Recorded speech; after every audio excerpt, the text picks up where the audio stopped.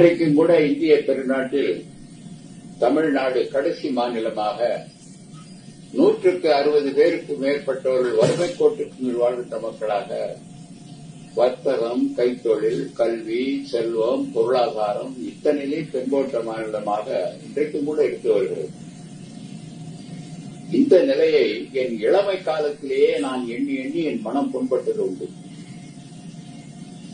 நீதி கட்சியில் இருக்கும்போது, தமிழர் கழகம் கண்டபோது, தமிழ் மொழிக்கு தொண்டு செய்த போது இதெல்லாம் வளர்வதற்கு வழி என்ன என்று கண்டு வருந்தியவன் நான். 1930 அதாவது இன்றைக்கு 64 ஆண்டுகளுக்கு முன்பு நான் கோலாலம்பூர் போயிருந்தேன். அப்ப என்னோடு கப்பலில் பயணம் செய்தவர் அந்த காலத்தில் குடியரசுத் ராதாகிருஷ்ணன். அப்ப அவர் குடியரசுத் தலைவரா இல்ல, பேராசிரியரா இருக்கார். அந்த காலத்துல விமானம் கிடையாது, 2 பேரும் கப்பல்ல தான் போனோம்.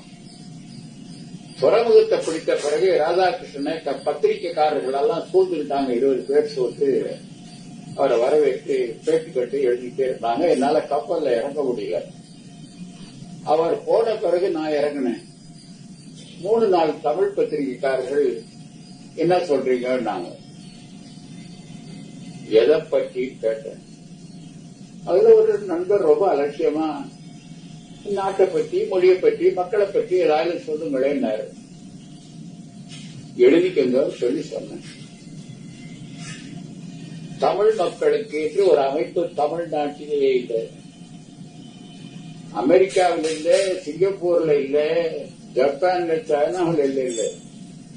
தமிழ்நாட்டிலேயே தமிழனுக்கு என்று ஒரு அமைப்பு இல்லை, தமிழ் மொழிக்கு என்று ஒரு அமைப்பு தமிழகத்திலேயே இல்லை, தமிழ் மக்களுக்கு என்ற ஒரு அழைப்பு தமிழ்நாட்டிலே கிடையாது. இது 3 அமைகிற காலம்தான் மொழி வளர, இனம் வாழ,